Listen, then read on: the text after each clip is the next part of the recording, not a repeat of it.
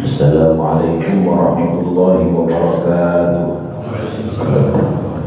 Hadirin jamaah salat subuh Masjid Jami Al-Muharram, Perumahan Setnek RI yang dimuliakan Allah Subhanahu wa taala. Alhamdulillah, dalam kesempatan yang mulia ini kita kembali dalam kajian rutin kita setiap Ahad subuh. Mudah-mudahan hadirnya kita di sini, semangatnya kita ngaji dicatat sebagai amal soleh, amal baik, amal ibadah yang dapat memperberat timbangan kebaikan kita di akhirat. Amin amin ya rabbal alamin. Apalagi saat ini kita berada di bulan mulia, bulan istimewa, bulan agung, yaitu bulan Dzulqa'dah, betul ya? Bulan ke-11 daripada bulan Hijriah atau Qamariyah. Orang-orang Arab dahulu menyebut bulan ini dengan huwa, ha, waw, alif, ain, huwa. Ada juga yang menyebutnya dengan haifal. Ada juga yang menyebutnya dengan jaifal, orang-orang Arab. Ada juga yang menyebutnya dengan warnah. Sebagian masyarakat kita menyebut bulan ini dengan bulan Apil atau bulan Kapil atau bulan Hapil. Kenapa disebut bulan Kapil? Konon karena kejepit, katanya begitu. Antara dua hari raya besar, Idul Fitri 1 Syawal dengan Idul Adha 10 Zulhijjah. Bahkan sebagian masyarakat kita meyakini ini bulan apes, katanya begitu, bulan sial, karenanya mereka tidak mau menikahkan anak-anak mereka di bulan Habib ini, di bulan Dzulqa'dah ini. Konon pernikahan yang dilakukan di bulan ini rawan perceraian, rumah tangganya tidak akan sakinah, tidak akan tentram, tidak akan mawaddah, tidak akan rahmah, katanya begitu. Begitupun mereka tidak mau memulai pekerjaan di bulan Apil ini. Pekerjaan yang dimulai di bulan Dzulqa'dah gak bakal sukses, katanya begitu. Tidak akan berhasil dan lain sebagainya. Tentu ini tidak selaras dengan ajaran Islam. Ini bulan istimewa, bulan mulia, dan termasuk bulan pertama daripada bulan-bulan haram. Bulan haram ada 4, Dzulqa'dah yang pertama, kemudian Dzulhijjah, besoknya Muharram, 1 bulan terpisah, Rajab Mudhar alladzi baina Jumada wa Sya'ban. Bulan antara Jumadal Akhirah dengan bulan Sya'ban. Kenapa Rasulullah Shallallahu Alaihi Wasallam menisbahkan Rajab kepada Mudhar? Karena dulu satu-satunya suku yang menghormati bulan Rajab ya suku Mudhar. Jadi kalau masuk bulan Rajab, suku Mudhar itu kayak ada hari raya besar gitu. Maka Rasulullah menisbahkan Rajab kepada suku Mudhar.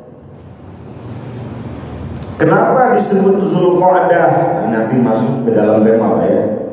Setengah jam, bentar banget ini. Tambah dikit. Kenapa disebut Dzulqa'dah? Dzu artinya pemilik, Al-Qa'dah tempat duduk gitu ya. Dzu itu artinya pemilik, sahib, Al-Qa'dah tempat duduk. Para ulama menjawab liqu'udihim fi rihalihim wa awtanihim 'anil ghazwi gitu ya. Disebut Dzulqa'dah karena dulu orang-orang Arab ketika memasuki bulan ini gak banyak keluar, Pak. Berdiam diri di rumah, tidak melakukan perjalanan jauh. Mereka tidak melakukan peperangan, tidak melakukan pembunuhan. Jangan sampai ada darah sedikit pun menetes di bulan ini. Jadi mereka melakukan gencatan senjata. Mereka lakukan itu semua li ta'dhimi hadzal syahr, untuk mengagungkan bulan ini. Dan dilanjutkan oleh syariat Islam. Itu kenapa disebut Dzulqa'dah. Kita boleh menyebutnya Dzulqi'dah di kasril qaf, tetapi lughah yang masyhurah, bahasa yang dikenal, kata Imam Nawawi, bi fathil qaf, dengan memfathahkan qafnya. Tapi gak apa-apa Bapak menyebutnya Dzulqi'dah di kasril qaf. Adapun Dzulhijjah, lughah yang biasa digunakan sama orang Arab dan merupakan lughah yang masyhurah, itu bi kasril ha, ya, Dzulhijjah. Tapi enggak apa-apa kita menyebutnya Dzulhijjah. Sebagaimana sebuah syair, wa fatha qafi qa'datin qad rajjahu wa kasra ha'i hijjatin qad sahahu.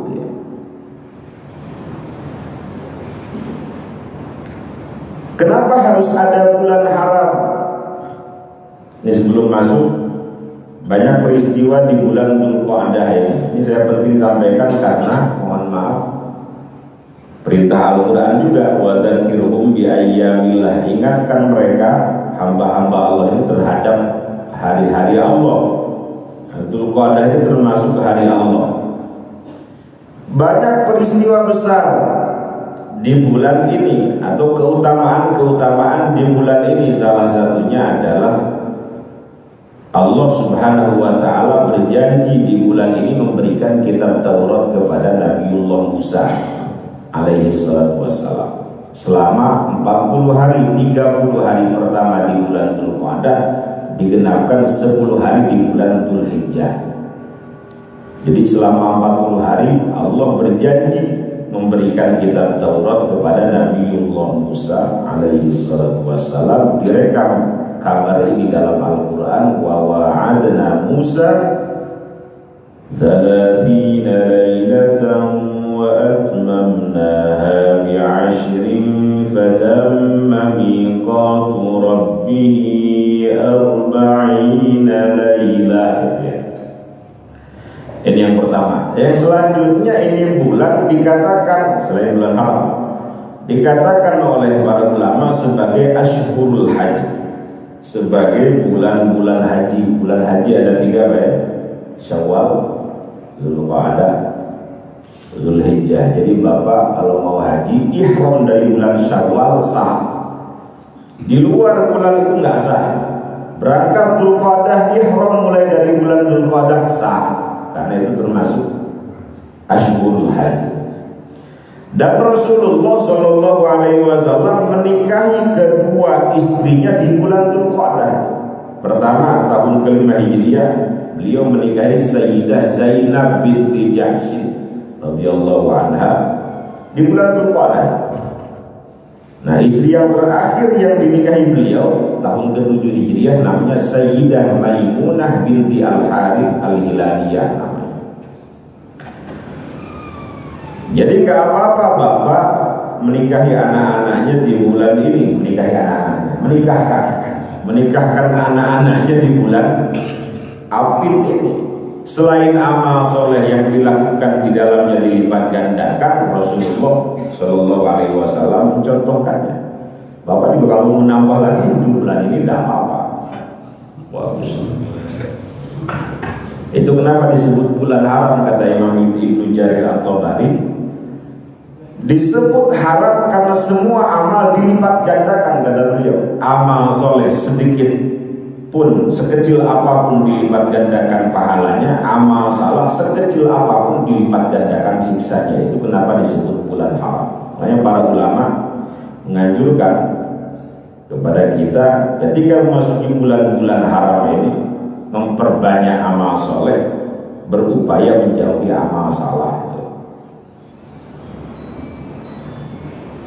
Dan seterusnya banyak peristiwa yang besar yang lain. Kenapa harus ada bulan haram? Mohon maaf ya, keimanan manusia itu ibarat roda yang berputar. Terkadang putarannya cepat, terkadang putarannya lambat. Begitupun amal soleh, terkadang amal itu dilakukan dengan semangat, terkadang malas. Bapak bisa mengatakan Al-Quran di bulan Ramadan berkali-kali, tapi saya nggak yakin di luar bulan Ramadan bisa hatam. Bahkan mungkin nggak pernah hatam sama sekali. Begitu keimanan manusia Pak, Yasin, wayankus gitu ya. Naik turun. Nah, dengan adanya bulan-bulan haram ini kita diberikan stimulus, diberikan semangat, dicas agar selalu berada dalam kebaikan, ketaatan, amal soleh. Coba lihat dalam, kita dididik oleh Rasulullah, oleh Allah selama 30 hari di bulan Ramadan. Apakah setelah itu pensiun? Enggak ya. Bahkan kalau melihat redaksi riwayat dari Nabi itu, motivasi beliau luar biasa, sampai mengatakan man shoma ramadhana summa atba'ahu sittan min syawal kana kasyamid dahr. Siapa yang puasa Ramadan selama 30 hari atau 29 hari, kemudian setelah itu masuk bulan Syawal menggenapkan dengan puasa sunnah sebanyak 6 hari, karena kasyamid dahr, maka seolah-olah dia berpuasa setahun penuh.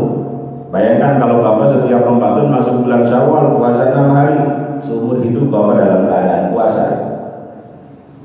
Jadi setelah Ramadan jangan pensiun beramal. Fa'idha farodda fangsor. Kan kadang setelah semangat loyo kita ini. Apakah setelah Syawal pensiun beramal? Tidak, masuk bulan Dzulqa'dah sekarang ini. Dicas lagi, ini bulan haram. Setiap amal soleh dilipat gandakan pahalanya sekecil apapun, amal salah dilipat gandakan siksanya sekecil apapun. Dicas agar kita banyak beramal. Kenapa Pak? Karena umur kita ini ya ma baina sittina ila sab'in, antara 60 sampai 70 tahun. Sebenarnya kalau kita mau memahami adanya sholat 5 waktu, kemudian adanya tahajud, sholat duha, ayyamul bid, sedekah, tilawah, ada Jumat dan lain sebagainya, itu semua tidak lain dan tidak bukan agar kita selalu berada dalam amal soleh dan kita berharap meninggal dalam keadaan melakukan amal soleh. Karena orang mati sesuai dengan kebiasaan. Hobinya mancing, biasanya matinya tenggelam itu biasanya. Ada yang juga mancing sih, mohon maaf. Tapi hobinya nagih insya Allah dalam keadaan baik. Masuk bulan Dzulhijjah, bulan haram juga, apalagi di 10 pertamanya, sampai Nabi ngasih motivasi sama kita ini jangan sampai pensiun beramal. Dia mengatakan ma min ayyamin al-amal shalihu fiha ahabbu ilallah min hadhihi al-ayyam. Itu luar biasanya Rasulullah pengen umatnya itu masuk surga semua kira-kira. Ma min ayyamin, tidak ada hari, kata beliau, yang amal solehnya paling disukai oleh Allah, paling dicintai oleh Allah selain amal soleh yang dilakukan di 10 pertama daripada bulan Dzulhijjah. Di 10 pertamanya, makanya guru kami Kiai Mustafa Yaqub, dulu kami mengabdi kepada beliau 16 tahun. Kalau masuk bulan Dzulhijjah, di 10 pertamanya itu beliau menganjurkan kepada para santri untuk berpuasa selama 9 hari. Ala hisabi, kata beliau, saya tanggung bukanya, saya tanggung sahurnya. Dan dianjurkan kepada kita menghatamkan Al-Quran selama 7 hari atau 9 hari itu dengan metode Fami Bisyaukin. Kenapa? Karena semua amal yang dilakukan di 10 pertama daripada bulan Dzulhijjah itu paling disukai, paling dicintai oleh Allah Subhanahu wa ta'ala. Dan di 10 harinya, tanggal ke-10 daripada bulan Dzulhijjah, ada yang disebut dengan Idul Adha ya. Orang bilang Idul Kurban. Nah ini kita baru masuk nih. Udah setengah jam aja. Udah selesai Pak ya.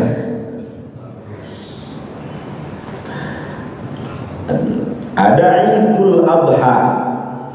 Disebut Idul Adha itu dalam satu hadis, al-fitru yauma yuftirun nas wal adha yauma yudahhin nas. Disebut hari raya Idul Fitri yauma yuftirun nas, hadisnya begitu ya, karena pada saat itu orang-orang makan. Jadi nggak salah orang mengartikan Idul Fitri itu kembali kepada makan. Ada orang mengartikannya kembali kepada kesucian. Tapi kalau melihat hadis ini, hadisnya sahih. Al-fitru, fitru itu futur, makan pagi Pak. Idul Fitri. Bapak pernah ke Mekah ya? Iftar, futur itu makan pagi. Makanya disunahkan sebelum sholat Idul Fitri makan dulu lah kecil-kecilan. Rasulullah mengatakan al-fitru yauma yuftirun nas. Dinamakan Idul Fitri karena pada saat itu orang-orang makan pagi.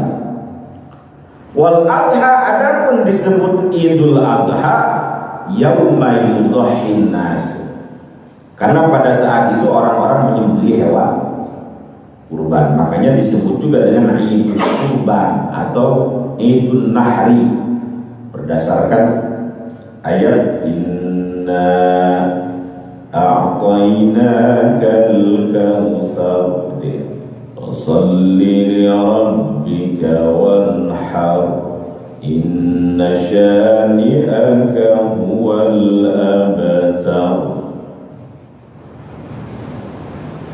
Dalam satu hadisnya sahih, tidak ada amal yang paling Allah cintai pada tanggal ke-10 Dzulhijjah itu selain daripada mengalirkan darah hewan kurban. Jadi darah-darah yang dialirkan itu banyak keutamaannya. Selain pelakunya akan diampuni, darah itu bertasbih untuk pelakunya dan lain sebagainya. Maka yang mampu berkurbanlah. Kalau dia mampu tapi enggan berkurban, minimal makruh, itu minimal. Malah dalam madhab Hanafi bisa dosa karena beliau mewajibkan. Berdasarkan hadis, kualitasnya hasan hadis ini. Hasan itu di bawah sahih sedikit, tapi masih bisa dijadikan hujjah. Kata Rasulullah, man kana lahu sa'atun wa lam yudhi fala yaqrabanna musallana.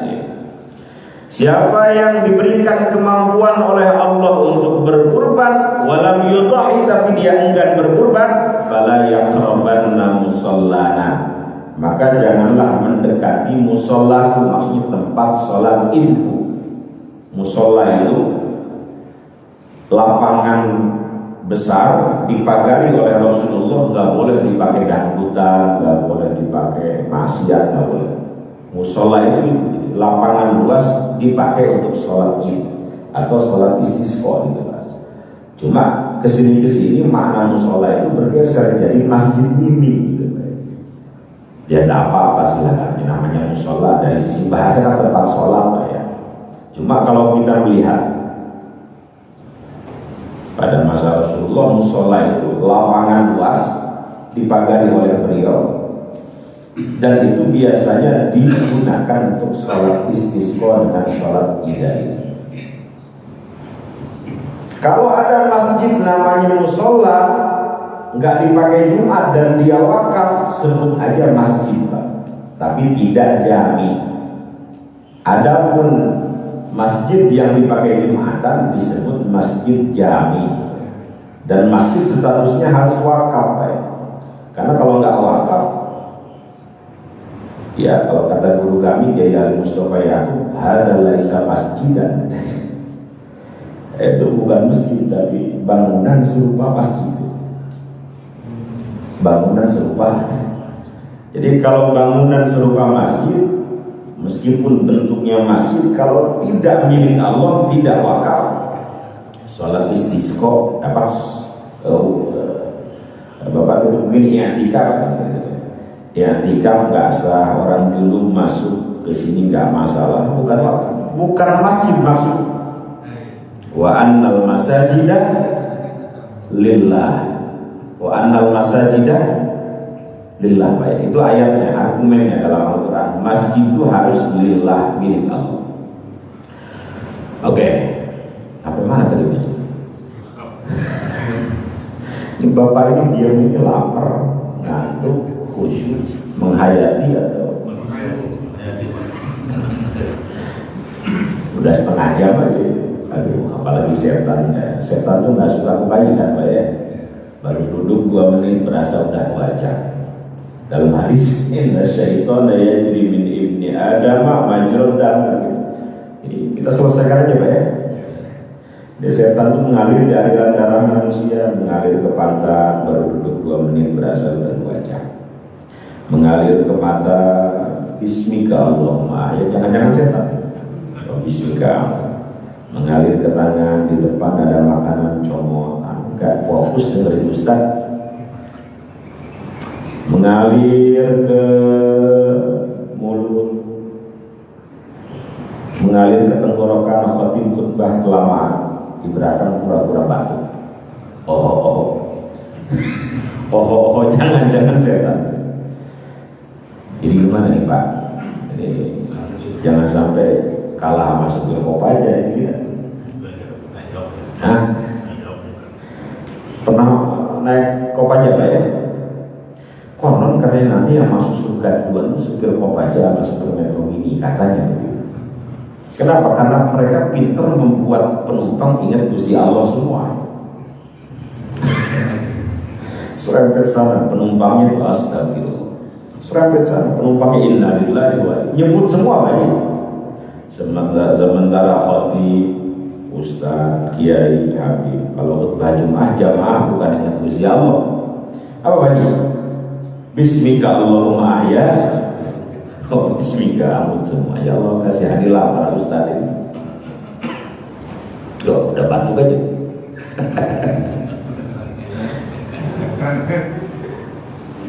Mudah-mudahan sehat Pak ya.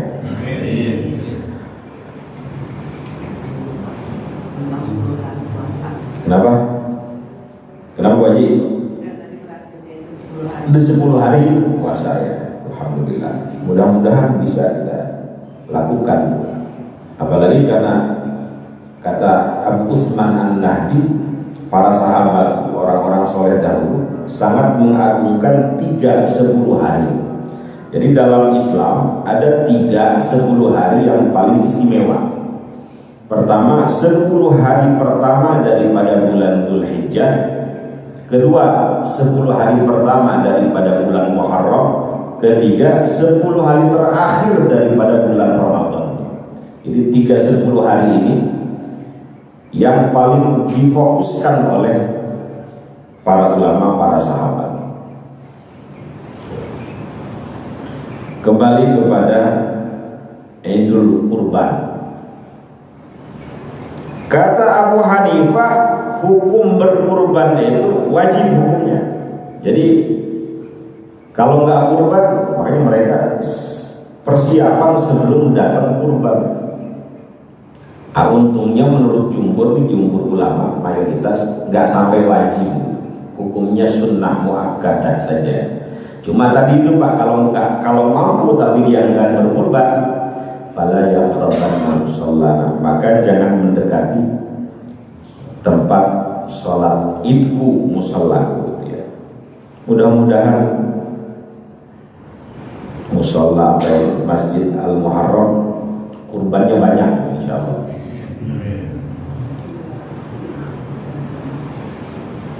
Kalau kita melihat sejarah kurban, kita tahu itu pertama kali direkam dalam perjalanan hidup Sayyiduna Ibrahim alaihi salatu wassalam, Khalilur Rahman Abul Anbiya. Saat itu beliau pengen banget punya anak. Ya Allah, Rabbi habli minas sholihin. Sampai terus berdoa seperti itu karena istri beliau yang pertama itu Sayyidah Sarah didiagnosa sulit punya anak.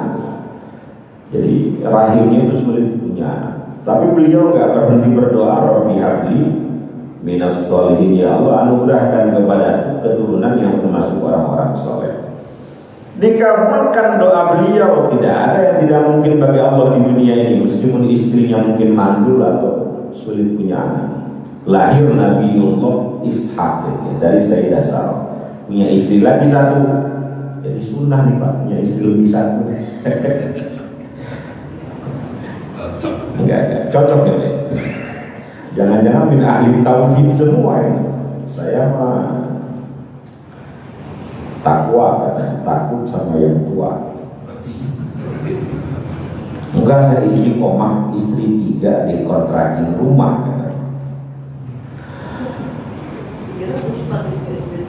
Iya, oh iya. Kalau istri 3 sebutannya bukan ustadz lagi, wali wajib. Jadi kalau baru 1 ustadz panggilannya, 2 kiai, 2. Kalau 3 wali tadi. Ya Allah, pohon lupa saya. Kemudian lahir dari Sayyidah Hajar radhiyallahu anha Nabiullah Ismail alaihi salatu wassalam.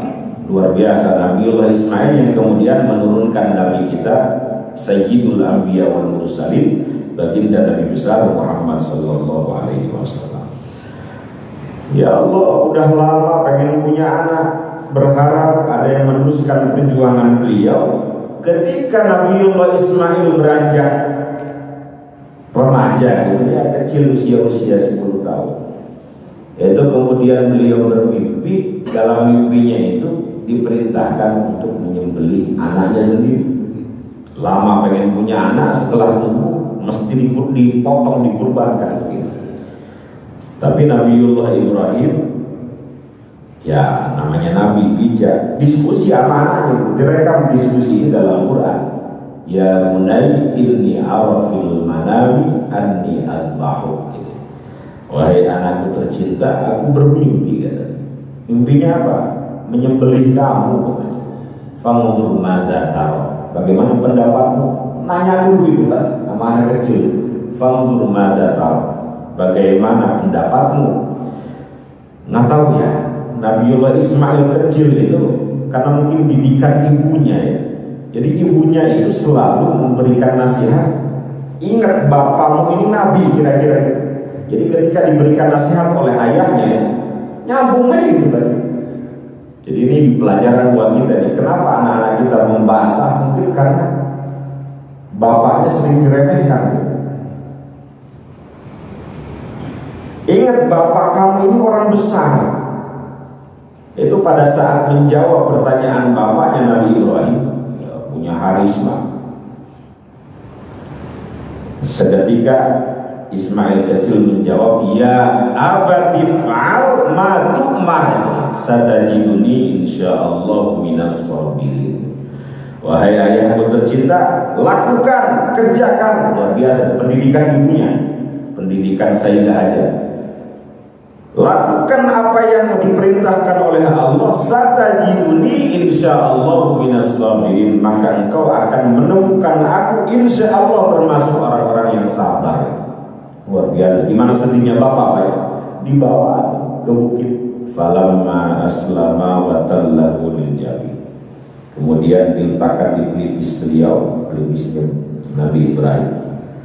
Wa nadainahu ayya Ibrahim. Ketika ingin dipotong itu Pak, ada suara, ya apa dari Allah, ya nggak tahu dari siapa, dari malaikat. Wa nadainahu ayya Ibrahim qad saddaqta ru'ya. Sungguh engkau telah membenarkan mimpimu. Inna kadzalika najzil muhsinin. Kemudian setelah itu wa fadainahu bi dzibhin 'adzim. Stop Ibrahim, engkau telah membenarkan mimpimu, sekarang aku ganti dengan gibas daripada surga, gibas besar. Kemudian wa tarakna 'alaihi fil akhirin. Setelah itu peristiwa ini menjadi syariat orang-orang setelahnya. Jadi dari peristiwa Nabiullah Ibrahim alaihi salatu wassalam. Dan ini juga kenapa, mohon maaf, beliau diangkat derajatnya oleh Allah menjadi Abul Anbiya karena mau berkorban.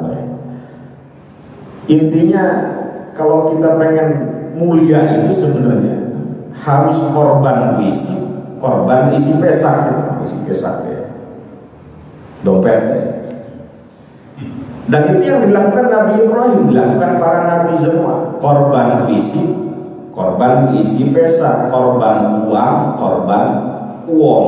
Makanya Rasulullah itu kalau dikatakan miskin, beliau itu orang kaya tapi kekayaannya tidak pernah mengendap di rumahnya. Punya emas bagikan, punya harta 2 miliar dari walimah, bagikan, habis Pak. Untuk siapa? Untuk umat. Kalau kita menyimpan gitu, menimbun.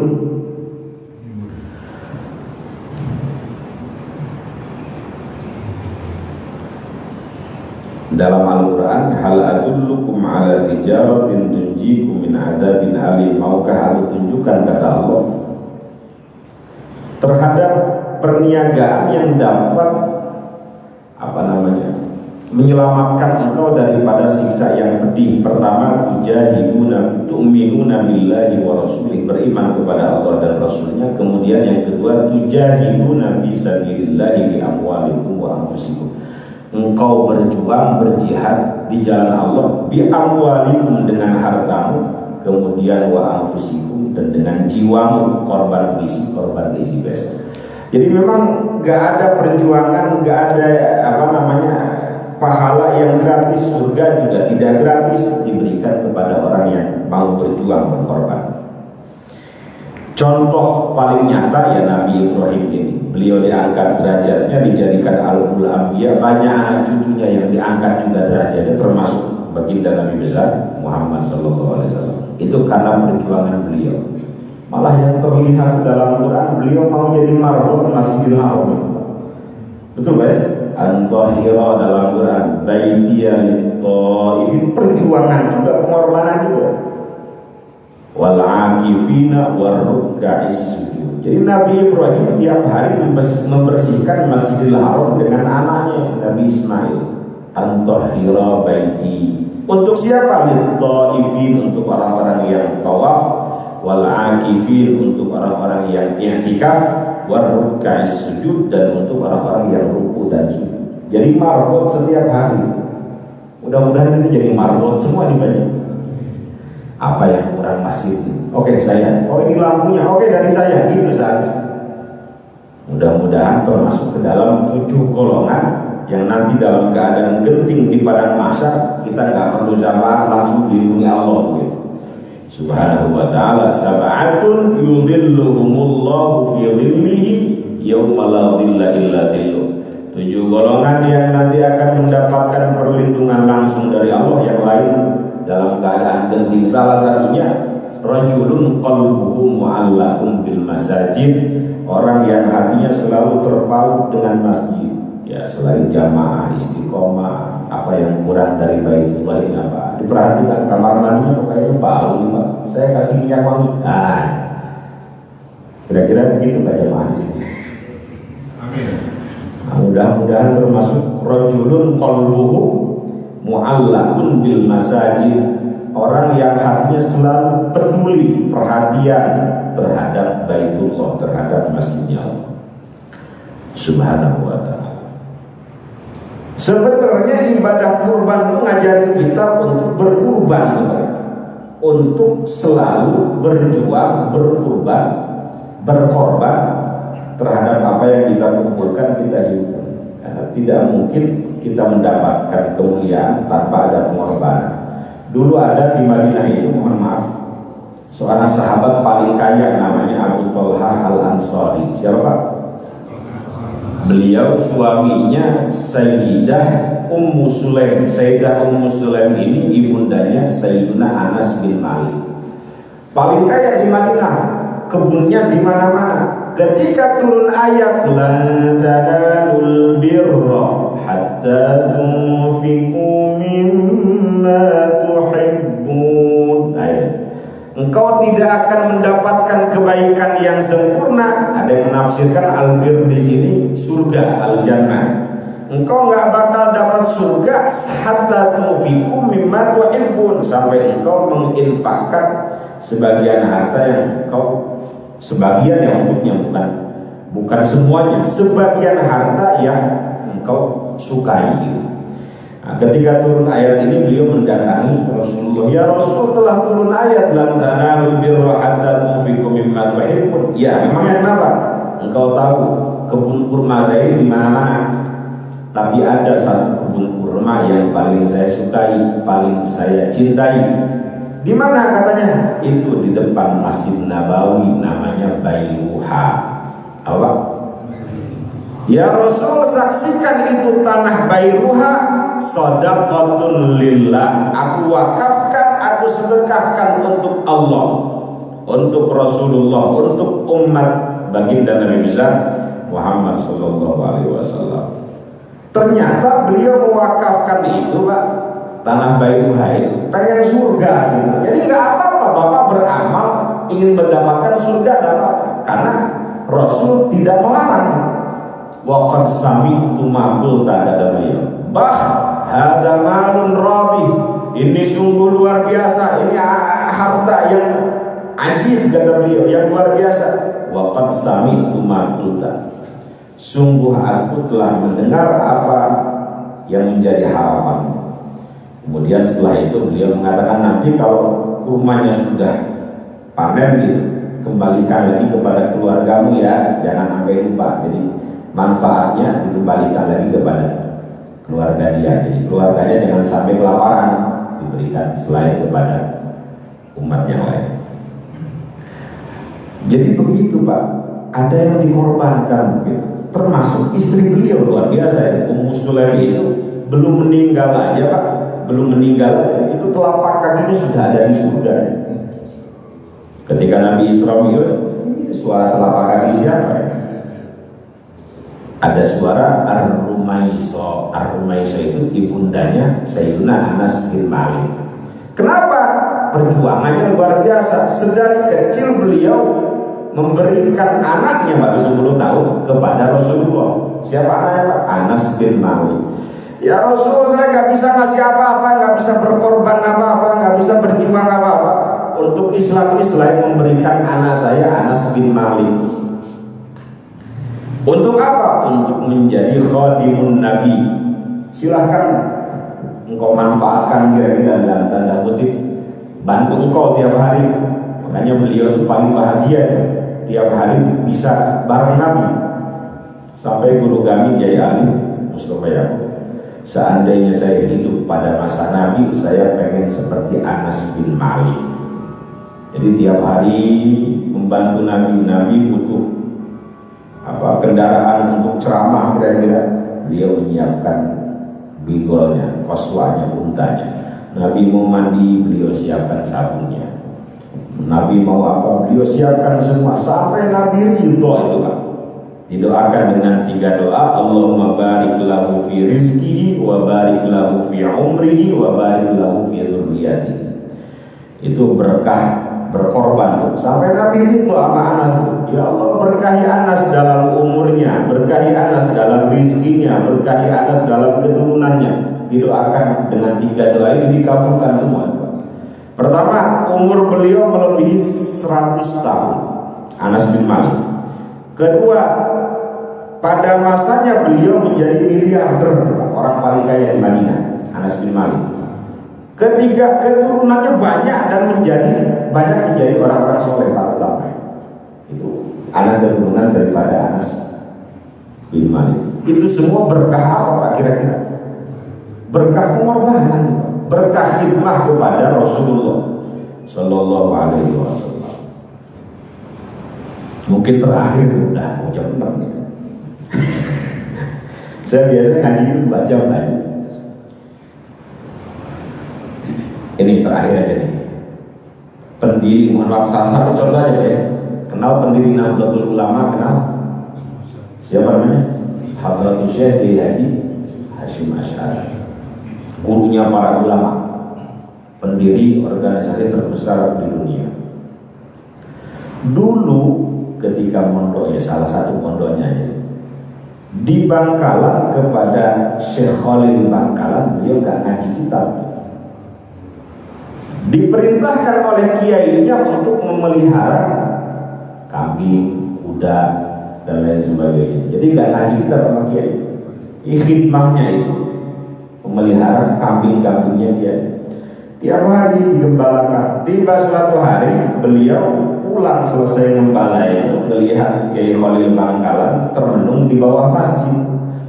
Dia ada kiai. Ada apa gerangan kiai, sepertinya ada masalah. Disamperin nama Hasyim muda itu. Mohon maaf kiai, bisa saya bantu? Kok sepertinya ada masalah? Iya. Ini cincin pemberian istri saya jatuh ke septic tank katanya. Septic tank. Septic tank. Saya nggak pulang kalau ditanya nama istri saya, bisa bahaya. Oh begitu kiai. Jatuhnya di mana? Kalau masalah di tengah-tengah ini septic tank. Bayangkan kalau bapak datang ke pesantren, santrinya 1000, kira-kira septic tanknya berapa dalam? Itu tanpa pikir panjang Hashim muda saat itu, izin kiai saya ambilkan. Luar biasa. Kira-kira santri-santri sekarang begitu? Kiainya bawa barang-barang berat cuek aja. Izin kiai saya ambilkan. Ancur, nyebur jemuran. Tanpa pikir panjang, ancur, nyebur. Kesana nggak ketemu, udah jangan bayangin baunya seperti apa. Kesana nggak ketemu. Setelah lama dicari, alhamdulillah kiai ketemu, cincinnya aman, kiai aman. Itu refleks waliullah Pak ya, Kiai Khalil Bangkalan. Keluar dari lisannya, alhamdulillah saya ridho sama kamu, saya rela sama kamu, saya senang sama kamu. Mudah-mudahan namamu harum di kemudian hari. Keluar dari mulutnya begitu Pak. Itu doa yang keluar saat makbul semuanya. Dan sampai sekarang Hadratus Syekh Kiai Haji Hashim Asy'ari namanya harum, karena mungkin udah bau-bauan. Jadi Bapak kalau pengen harum namanya di kemudian hari mesti bau-bauan dari sekarang kira-kira. Ada pengorbanan maksud saya. Kita jangan pengen mulia saja tapi harus sakit. Seperti ada santri, mohon maaf. Dulu ada santri miara lebah, ini cerita siapa ya? Miara lebah lagi. Tiap hari dilihat. Ini udah ada mandunya apa belum? Namanya santri ya, kadang pakai sarungan. Ketika ngecek saat itu suatu hari dia lupa nggak pakai daleman tuh Pak. Nggak pakai daleman, dicek kena itu lebah, otomatis Pak kesana kemari Pak ya, dan masuklah ke sarungnya itu, terkenalah al-mukarramnya, bengkak baju al-mukarramnya. Ya Allah, jadi besar begitu. Tapi dia juga senang berbagi. Sampai dia berdoa, ya Allah, hilangkan sakitnya, jangan engkau hilangkan bengkaknya begitu. Gak bisa ya Pak. Sakit dengan bengkak itu dua hal yang gak bisa dipisahkan. Jadi jangan mau bengkaknya aja gitu loh maksudnya. Harus sakit-sakitnya dulu, harus ada pengorbanan maksudnya. Itu kira-kira hikmah kurban. Dan tentu keutamaannya jangan ditanyakan lagi loh. Udah punya duit kurban aja dah kira-kira. Nah, yang penting memupuk diri bagaimana kita peduli terhadap keadaan sosial kita. Bahkan dalam hal-hal yang sunnah, ibadah sosial lebih utama daripada ibadah individual. Hal-hal yang sunnah, ini mungkin terakhir. Afdol mana menyantuni anak yatim dengan haji yang kedua kali? Menyantuni anak yatim. Tapi yang sunnah ya, yang wajib nggak bisa dibandingkan. Sholat wajib dengan zakat fitri. Zakat fitri wajib, sholat maktubah wajib, nggak bisa dibandingkan. Dua-duanya wajib. Yang bisa dibandingkan hal-hal yang sunnah tadi. Haji yang kedua kali dengan menyantuni anak yatim, kalau ditanya afdol mana, maka para ulama dengan tegas mengatakan menyantuni anak yatim lebih utama. Betul, haji mabrur itu pahalanya surga. Kalau mabrur Pak ya, al-hajjul mabrur laisa lahu jazaa'un illal jannah. Enggak ada balasannya selain surga. Tapi Nabi tidak menjelaskan surganya di mana. Itu pun kalau mabrur. Tapi menyantuni anak yatim dengan jelas dan tegas di ibadah sosial. Yang manfaatnya tidak hanya dirasakan oleh pribadinya, orang lain juga merasakan. Kalau haji kan ibadah individual.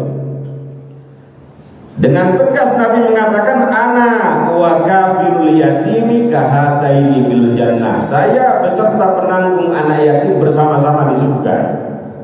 Kira-kira surganya Rasulullah ekonomi apa bisnis? Paling cihuy lah kira-kira, paling eksekutif, surga Firdaus. Makanya Nabi bilang kalau minta surga jangan surga yang kecil. Idza sa'altumullah al-jannah fas'aluhul firdaus. Kalau minta surga Firdaus sekalian. Fa innahu min awsa'il jannah. Fa innaha min awsa'. Karena surga Firdaus itu surga paling cihuy, paling luas, paling lengkap, paling eksekutif. Bidadarinya paling cantik kira-kira gitu. Mudah-mudahan ada manfaatnya. Mungkin ada yang mau menambahkan atau ada yang mau menyampaikan sesuatu, silakan.